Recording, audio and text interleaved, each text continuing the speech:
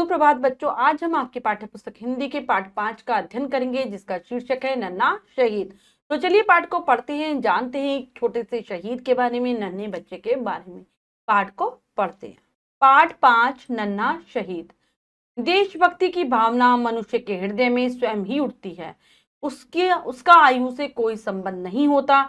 इस पाठ में एक नन्हे शहीद ध्रुव कुंडू का वर्णन किया गया है। इस बालक ने अपने देश की आजादी के लिए अपने प्राणों को न्यौछावर कर अमर शहीद होने का गौरव प्राप्त किया। तो बच्चों, ये नहीं हम कह सकते हैं कि देशभक्ति की भावना में जगानी पड़ती है, ये तो अपने आप ही उठती है, अंदर से, सभी के अंदर अपने आप से ही रहती है। और जब ये बाहर निकलती है वो भी अपने आप से ही निकलती है।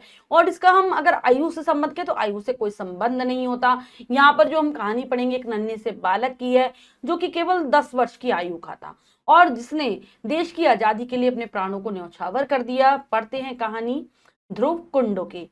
सन 1947 से पहले हमारा देश अंग्रेजों का गुलाम था। इसे स्वतंत्र कराने के लिए हमारे लाखों वीर सपूतों को अपने प्राणों की बलि देनी पड़ी। तब हमारा देश स्वतंत्र हुआ। उन अमर बलिदानियों में एक नन्हा बालक भी था, जिसका नाम था ध्रुव कुंडो। तो बच्चों, हमें ये आजादी ऐसे ही नहीं मिली। 1947 में हमारा देश स्वतंत्र हुआ है, उससे पहले ये अंग्रेजों का गुलाम था।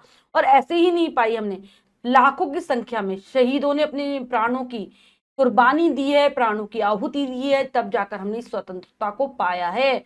और हमारे देश को स्वतंत्र कराने में एक नन्हे से बालक का भी योगदान है। अमर बलिदानियों में उसका नाम भी अमर है, जो था ध्रुव कुंडू नाम का बालक।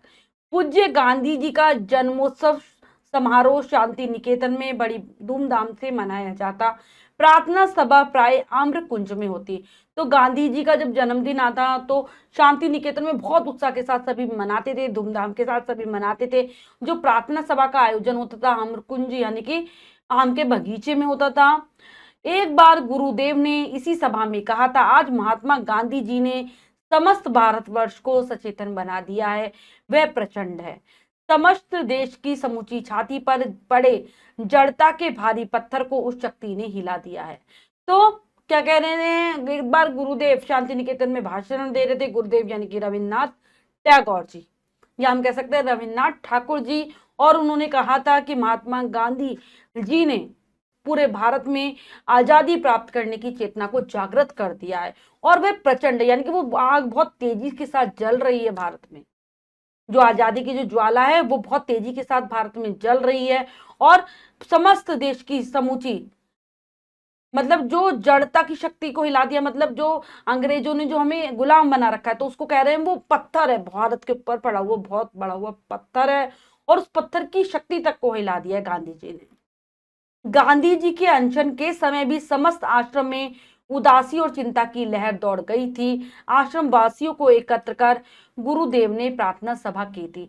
जय हो उस तपस्वी की जो इस समय मौत को सामने लेकर बैठे। जब गांधी जी ने अनशन किया था, अनशन यानी कि उन्होंने खाना पीना छोड़ दिया था, तो आश्रम में उदासी छा गई थी। उस समय भी गुरुदेव ने एक प्रार्थना सभा का आयोजन किया था और कहा था, तपस्वी, गांधी जी को तपस्वी कहा था और कहा था उनकी जय हो, जो मौत को अपने सामने लेकर बैठे। क्योंकि अनशन, खाना पानी ना मिलने से क्या हो जाता है, अगर हम उसको त्याग दें तो हमारी मृत्यु भी हो सकती है। भगवान को हृदय में बैठाकर समस्त हृदय के प्रेम को तपाकर जलाकर तुम लोग जय ध्वनि करो उसकी, जिससे तुम्हारा कंठ स्वर उसके आसन के पास पहुंच सके।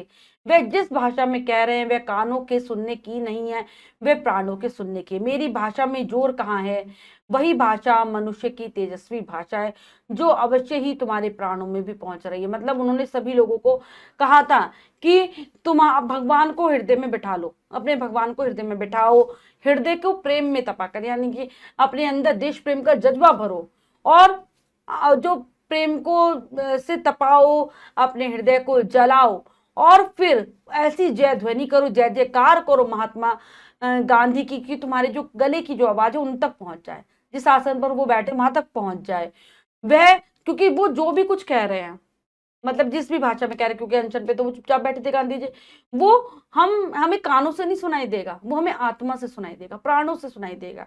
तो मेरी भाषा में वो जोड़ नहीं है, वही भाषा मनुष्य की तेजस्वी भाषा, यानी कि जो वो कह रहे हैं वही तेजस्वी भाषा होती है, जिस भाषा में गांधी जी कह रहे हैं। और तुम्हारे प्राणों तक भी पहुंच रही है उनकी वह भाषा। मतलब हम देख रहे थे कि गांधी जी अनशन पर बैठे देश की आजादी के लिए। बोलते बोलते गुरुदेव का स्वर कांपने लगा। फिर जब सन 1940 के फरवरी मास में बापू आश्रम में आए तो उत्सवों की बाढ़ सी आ गई थी। साथ में बा भी पधारी थी। जिस भाषा का उल्लेख गुरुदेव ने अपने भाषण में किया था वह प्रत्येक आश्रमवासी के हृदय तक पहुंच चुकी थी। और फिर उनका स्वर कांपने लगता है। जो भाषण दे रहे थे गुरुदेव उनका सन 1940 की बात है। शांति निकेतन में भी आते हैं बापू यानी कि महात्मा गांधी अपनी पत्नी के साथ, और फिर वहां पर त्योहार मनाए जाने लगते हैं। बाढ़ सी आ गई, मतलब रोजाना उनके आने पर त्योहार जैसा माहौल हो गया था वहां पर। और जिस भाषा की बात गुरुदेव कर रहे थे आश्रम वासियों ने जान लिया था कि वो कैसी भाषा है गांधी जी की, क्योंकि वो उनके हृदय तक पहुंच रही थी गांधी जी के मिलने के बाद। सन 1942 के आंदोलन में आश्रम में ही एक नन्हे शहीद ने अपने प्राणों की बलि देकर प्रत्यक्ष प्रमाण दे दिया था कि उसने आश्रम में गुरु की वह भाषा सचमुच समझ ली थी। आज तक कम से कम उस नन्हे शहीद का कहीं उल्लेख नहीं दिखा, किंतु उसके बलिदान क्या खुदीराम बोस, खुदीराम भगत सिंह आजाद से कुछ कम था। तो 1942 में जब महात्मा गांधी ने आंदोलन चलाया था, कौन सा आंदोलन, अंग्रेजों भारत छोड़ो, ये आंदोलन, तो इस एक नन्हे बच्चे ने अपने प्राणों का बलिदान किया था। वो आश्रम का ही बच्चा था, जिसे देखकर पता चलता है कि उसने गुरुदेव की बात को कितने अच्छे से समझा था, जाना था, और गांधी जी की भाषा को वो कितने अच्छे से समझ पाया था। तो उस नन्हे बच्चे का कहीं पर उल्लेख नहीं मिलता। तो हम क्या कहते कि उसका जो बलिदान है खुदीराम भगत सिंह और आजाद के बलिदान से कम है? नहीं, ऐसा नहीं। ध्रुव कुंडू 10-12 वर्ष का हसमुख बालक आश्रम के शिशु भवन का छात्र था। तो ये जो बच्चा था जिसका नाम था ध्रुव कुंडू, 10 से लेकर 12 वर्ष के बीच इसकी आयु रही होगी, और आश्रम के शिशु भवन का छात्र था। ये आश्रम में ही पढ़ता था। खद्दर का कुर्ता और खद्दर की हाफ पैंट, छोटे छोटे क्रुकट में कटे घुंघराले बाल, तो कैसा खद्दर के कुर्ता और हाफ पैंट पहनते थे, निक्कर पहनते थे, छोटे छोटे घुंघराले बाल थे, कटे हुए थे क्रूकट में। पूर्णिया जिले में जन्म से ही रहने के कारण बंगला का कुछ अटपटा उच्चारण, तो पूर्णिया जिले में इनका जन्म हुआ था, बंगला कुछ अजीब तरीके से बोलते थे। ध्रुव के पिता डॉक्टर कुंडू स्वयं कांग्रेस के सदस्य थे, सरल से गंभीर व्यक्ति, और उनके पिता भी कांग्रेस के सदस्य रहे थे। एकदम गंभीर व्यक्ति थे, एकदम वैसे सरल थे लेकिन गंभीरता धारण किए हुए थे। प्राय वे अपनी पुत्री शांति लता से मिलने हमारे छात्रावास भी आते थे। मातृहीन ध्रुव पर उनका स्वाभाविक स्नेह था।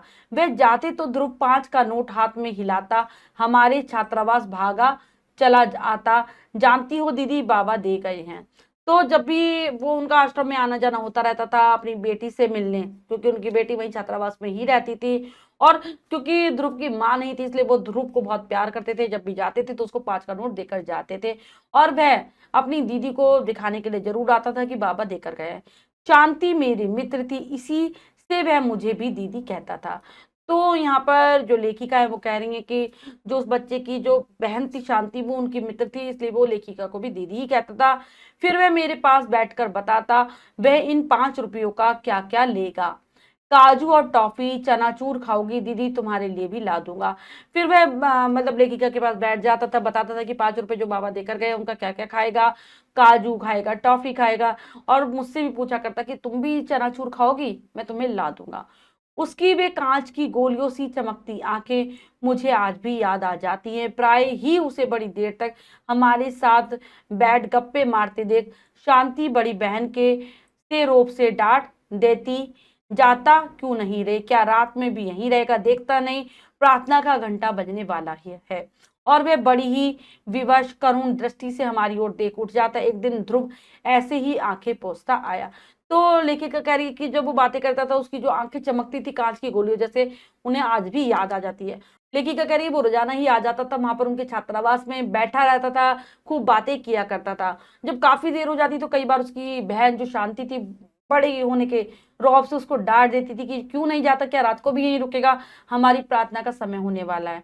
और वह बड़ी मजबूरी से दया भरी दृष्टि से हमारी ओर देखता और फिर वहां से चला जाता। एक दिन ध्रुव ऐसे ही आता है, आंखें पोंछता हुआ, यानी कि उसकी आंखों से आंसू बह रहे थे, आंखें पोंछता पोंछता आ जाता है। दीदी है, उसने रूंधे गले से पूछा, मतलब पूछता है अपनी दीदी के बारे में, लेखिका से दीदी है। उसके गले से आवाज निकल नहीं पा रही थी। रूंधे गला मतलब आवाज जब रुक रुक कर निकलती है। क्यों, क्या हो गया रे, रो क्यों रहा है, मैंने पूछा। तो उसने अपना घुटना दिखा दिया, किसी लड़के से झगड़ा हुआ और उसने उसे धकेल दिया था। तो लेखिका कह रही है, मैंने जब पूछा कि भाई क्या हो गया, क्यों रो रहा है, तो बताया उसने अपना घुटना दिखा कर कहा कि किसी लड़के से लड़ाई हो गई थी और उसने उसे धक्का दे दिया। दीदी से कहकर उसे पिटवाऊंगा कहकर वह सिसकने लगा। शांति भी उसकी आवाज सुनकर नीचे उतर आई। चोट साधारण थी किंतु हृदय की चोट गहरी थी। मैं सच कहता हूँ दीदी, मैंने कुछ भी नहीं किया, उसने मेरी गोली छीन ली और मुझे धकेल दिया। तो वो कहता है कि मुझे अपनी दीदी से पिटाई करवाऊंगा कहकर रोने लगता है। शांति जो कि उसकी बहन थी, उसकी आवाज सुनकर नीचे आ जाती है और कहती है कि मतलब चोट तो उसकी छोटी सी लगी थी लेकिन दिल पर गहरी चोट लगी थी, इसलिए वो कह रहा था कि मेरी गलती नहीं है, उसने पहले मेरी गोली छीनी और फिर मुझे धक्का भी दे दिया। शांति ने उसे और डपट दिया, आहा रे गणेश मेरे बस, हाथ हिला हिलाकर लड्डू खाना जानते हो, बिना वजह पिट गए फिर भी पीटना नहीं सीख सके, यही तो होता है रोज। तो शांति जो उसकी बहन, उसे और डांट देती है कि बस ये आता है लड्डू खाना आता है हाथ हिला हिला के, और फालतू में पिट गए, पिटना ही आता है, पीटना नहीं आता। जैसे हम कह देते हैं अगर हमारा बच्चा पिट जाता है कभी, तो हम भी ऐसे ही कहते हैं कि बस पिटना आता है, पीटना नहीं आता। सचमुच ही वह शर्मीला शांत बालक किसी से झगड़ा तो दूर, जोर से बोलना भी नहीं जानता था। मैंने उसका घुटना धो पोंछ कर पट्टी बांध दी। तो लेखिका कह रही है बहुत ही शर्मीला सा बच्चा था, एकदम शांत रहने वाला था, किसी से झगड़ा क्या, जोर से बोलना भी उसे नहीं आता था। लेखिका उसका घुटना साफ करती है, अच्छे से पट्टी बांध देती है। शांति ने उसका हाथ मुंह धुलाकर बाल बनाए, फिर कहा, जा तो अब अंधेरा हो गया, लड़कियों की तरह रोना मत, समझा। तो शांति भी उसके हाथ मुंह धुलवा देती है, बाल बना देती है और कह देती है कि चल अब चला जाए यहाँ से, लड़कियों की तरह तो बिल्कुल भी मत रोइयो। ध्रुव ने एक बार हम दोनों की ओर देखा, शायद कहना चाहता था, जैसा कि वह प्राय ही विदा के उन कठिन क्षणों में कहा करता था, किचन तक पहुंचा दोगी दीदी, डर लगता है। तो ध्रुव ने फिर हम दोनों को देखा, मतलब लेखिका और अपनी दीदी को देखा और कहा कि मुझे किचन तक पहुंचा दो। रोजाना वह ऐसे ही कहा करता था क्योंकि उसको जाने में भी डर लगता था। तक्षक वह जो बुलाने लगते हैं, भय से उसका चिकना चेहरा नवजात शिशु सा अबोध लगने लगता। सचमुच ही सर्प की उस विचित्र आवाज से कई बार हमारे कलेजी भी दहल जाते थे। क्योंकि वो उसे डर क्यों लगता था, क्योंकि वहां पे सांप रहते थे। तो वो कहता था कि तक्षक बुलाने लगते हैं, और जब ये बात बोलता तो उसका चेहरे पर डर दिखाई देने लगता था, कि जो उसका प्यारा सा बच्चों का जो चेहरा होता है, प्यारा सा भोला सा होता है, वो डर के मारे अलग ही लगता है। तो लेखिका कह रही कि वहां पर इतने ज्यादा सर्प थे आसपास कि हमारे को भी उनकी आवाज से कई बार बहुत डर लगने लगता था। नहीं नहीं जा, डर किस बात का, तू तो बहादुर है, मैंने एक दिन कह दिया तो 10 वर्ष का वह नन्हा वीर बालिश भर की छाती ताने सचमुच ही पुरुष मानुष बना शिशु भवन की ओर चल पड़ा। मैं परीक्षा देकर घर जाने लगी तो वह न जाने कहां से आंधी की भांति आकर मुझे गुड़ी मुड़ी सी पुड़िया थमाकर बिना कुछ कहे भाग गया था। तो एक बार लेखिका कह रही, उन्होंने कह दिया कि डर किस बात का, तू तो बहुत बहादुर है। तो बस, तो इतना कहते ही वो नन्हा सा वीर अपनी छाती तान के और ऐसा लगने लगा जैसे कि पुरुष बन गया, जैसे आदमी की तरह करने लगा और शिशु भवन की तरफ चला गया। लेकिन क्या कि जब परीक्षा हो जाती है, वे अपने घर जाने लगती है, तो एक गुड़ी मुड़ी सी पुड़िया नहीं, कागज की छोटी सी पुड़िया जो कि बहुत मुड़ी तुड़ी सी थी, वो देकर कहीं भाग जाता है। मैं यदि जानती कि मेरा वह नन्हा उपासक इतनी जल्दी मुझे छोड़कर चला जाएगा तो निश्चय ही उस मिट्टी के कृष्ण नगरी तोते की चोंच सोने में मढ़ाकर सहज देती है। पुड़िया में था एक काली मिट्टी का बना छोटा सा तोता, हमारी क्षणिक मैत्री का सरस स्मृति चिन्ह। तो लेखिका कह रही कि जो मुझे देकर गया था, अगर मुझे पता होता कि मुझे फिर कभी नहीं मिल पाएगा, तो मैं जो उसने मुझे दिया था उसको मैं सोने में मढ़ाकर रख लेती। उसने क्या दिया था, एक काली मिट्टी का बना एक छोटा सा तोता पुड़िया में रख कर दिया था। और कि जो हमारी थोड़े समय की जो मतलब जो दोस्ती हुई थी, उसकी चिन्ह के रूप में रख लेती, स्मृति चिन्ह यानी कि उसकी याद के रूप में मैं उसे रख लेती सोने में मंडाकर। फिर उन्हीं छुट्टियों में वह दुखद समाचार सुना। पूर्णिया जिले के कटिहार का नन्हा ध्रुव कुंडू हाथ में तिरंगा लिए जुलूस का अगुआ बना नन्ही छाती फुलाए जा रहा था, तभी पुलिस की गोली चली और उस बर्बर गोलीकांड का पहला शहीद बना ध्रुव कुंडू। फिर कह रही है, लेखिका कह रही है कि वो छुट्टियों में अपने घर गई थी, तभी उन्हें ये दुखद सूचना सुनने को मिली कि पूर्णिया के कटिहार जिले का नन्हा ध्रुव कुंडू हाथ में तिरंगा लिए जो जुलूस चल रहा था, यानी कि लोगों की जो भीड़ थी उसमें सबसे आगे था, उनका नेता बन के वो चल रहा था आगे आगे। पुलिस की गोली चल जाती है और जो ये निर्दयतापूर्ण जो कांड होता है उसमें सबसे पहला जो शहीद हुआ था वो ध्रुव कुंडू ही था। वह ध्रुव कुंडू सामान्य सी चोट भी कभी जिसे रुला देती थी, अंधेरा होते ही जाने का आदेश पाकर जो अपना गोल गोल आंखें भय से फैलाकर मेरी अंगुली कसकर पकड़कर कहता कि तक्षक वह जो बुलाने लगते हैं। तो ये वाली वो कह रही है कि जो छोटी छोटी चीजों से डर जाता था, रोने लगता था छोटी सी चोट लगने पर भी, और अंधेरे में जाने से डरता था कि ये तक्षक बुला रहे हैं कि सांप बुला रहे हैं, वो आज ऐसी मौत मरा है। वीरता की जो वीरता से जो शहीद हो गया आज बच्चा, उस चीज में मतलब कितना फर्क देखने को मिल रहा है।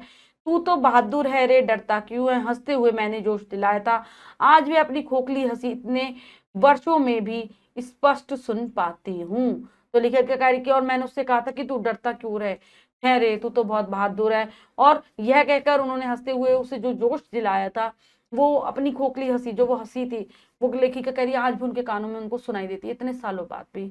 बालिश भर की छाती फुलाए गोलियों की बौछार में बढ़ता वह नन्हा शहीद क्यों हम सबको रहा नहीं दिखा गया। तो कहने कि वो छोटा सा बच्चा जो अपनी छाती फुलाकर गोलियों की बौछार में आगे बढ़ रहा था, हाथ में तिरंगा लिए वो आगे बढ़ रहा था, क्या वो हमें राह नहीं दिखाया के गया, क्या उसने हमें रास्ता नहीं दिखाया आजादी वाला। तो ये पाठ हमें सिखाता है, क्या शिक्षा देता है, हमें देश की स्वतंत्रता की रक्षा करनी चाहिए। अब तो हम स्वतंत्र हैं तो हम अपनी स्वतंत्रता को बनाए रखेंगे, अपने देश की रक्षा करेंगे। उद्देश्य देश प्रेम का भाव जगाना। ये पाठ हमारे अंदर देश की प्रेम की भावना को जगाने के लिए लिखा गया है बच्चों। पाठ के शब्दार्थ कर लेते हैं। जन्मोत्सव, जन्म के समय होने वाला उत्सव। समारोह, आयोजन, सचेतन, चेतना से युक्त, प्रचंड, तीव्र, अनशन, उपवास, तेजस्वी, प्रभावशाली, तेज वाला, प्रत्यक्ष, स्पष्ट दिखाई देने वाला, उच्चारण, मुंह से शब्द निकलना। छात्रावास, छात्रों के रहने का स्थान। मातृहीन, बिना माता का। विवश, लाचार, करुण, दैन्य। डपट, डांट, पाकशाला, रसोई। नवजात, तुरंत पैदा हुआ। दहला, काप, उपासक, उपासना करने वाला। क्षणिक, क्षण भर की दुखद, दुख देने वाला। रहा, रास्ता। तो ये है पाठ के शब्दार्थ, इन्हें आप अच्छे से याद कर लेंगे। अभ्यास कार्य कर लेते क्या सीखा में से। पहला प्रश्न, लिखित अभिव्यक्ति का सही विकल्प पर सही लगाइए। प्रश्न में 3 विकल्प है, 2 गलत 1 सही है। हमें सही विकल्प को चुनना है, सही का निशान लगा देना है। करते हैं। शांति निकेतन में जन्मदिन मनाया जा रहा था गांधी का, नेहरू जी का, गुरु जी का, मोदी जी का। तो ये जहां पर जन्मदिन मना रहे थे ये लोग, किसका? गांधी जी का। पूरे भारतवर्ष को सचेतन किसने बना दिया था? नेहरू जी ने, गांधी जी ने, भगत सिंह ने, गुरुदेव ने। तो गांधी जी ने। नन्हे बालक ने अपने प्राणों का बलिदान कब किया था? सन 1919 में, 1930 में, 1942 में, 1955 में। तो 1942 में। शांति लता ध्रुव की कौन थी? बुआ, मौसी, माँ, बहन। तो बहन थी। पाठ में किन किन शहीदों के नाम आए हैं? घुतीराम, भगत सिंह, आजाद। ये सभी, तो इन सभी क्या हैं? नेक्स्ट है, रिक्त स्थानों की पूर्ति कीजिए। तो चलिए कर लेते हैं उचित शब्दों के द्वारा। गांधी जी का जन्मोत्सव समारोह शांति निकेतन में, शांति निकेतन में बड़ी धूमधाम से मनाया जाता। करेंगे। आश्रम वासियों को एकत्र कर गुरुदेव ने प्रार्थना सभा की थी। ध्रुव कुंडू 10-12 वर्ष का हसमुख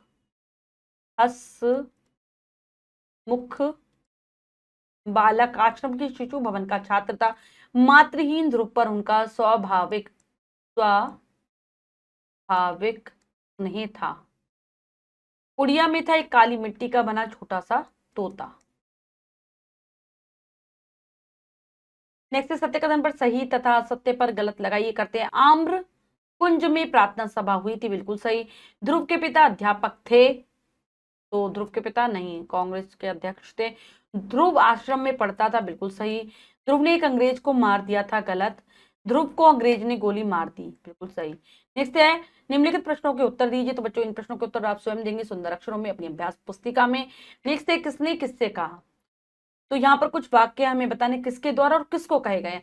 समस्त हृदय के प्रेम को तपाकर जलाकर तुम लोग जय ध्वनि करो उनकी। तो ये कहा गुरुदेव ने। किससे कहा? आश्रम वासियों, आश्रम वासियों से। ठीक है। नहीं नहीं, जा डर किस बात का, तू तो इतना बहादुर है, ये कहा लेखिका ने नन्हे बालक से। नन्हे बालक से, या हम कह सकते हैं नन्हे शहीद से, ध्रुव कुंडू से, कुछ भी लिख सकते हैं। बस हाथ हिलाकर लड्डू खाना जानते हो। तो ये कहा, किसने कहा था, ये शांति लता ने, जो कि बच्चे की दीदी थी। शांति लता ने नन्हे बालक से, या हम कह सकते हैं नन्हे शहीद से। ठीक है बच्चों, हमने पाठ को बहुत अच्छे से समझकर पढ़ा और अभ्यास कार्य किया। इसके अतिरिक्त जो भी कार्य है वो आप स्वयं करेंगे सुंदर अक्षरों में अपनी अभ्यास पुस्तिका में। बच्चों, आज हमने पाठ के माध्यम से जाना 10-12 साल के छोटे से शहीद, नन्हे शहीद के बारे में। आशा करती हूँ यह पाठ आपको बहुत अच्छे से समझ आ गया होगा। पाठ को फिर से जरूर पढ़ेंगे। मिलते हैं अगली कक्षा में नए पाठ के साथ। तब तक के लिए स्वस्थ रहिए, प्रसन्न रहिए। धन्यवाद।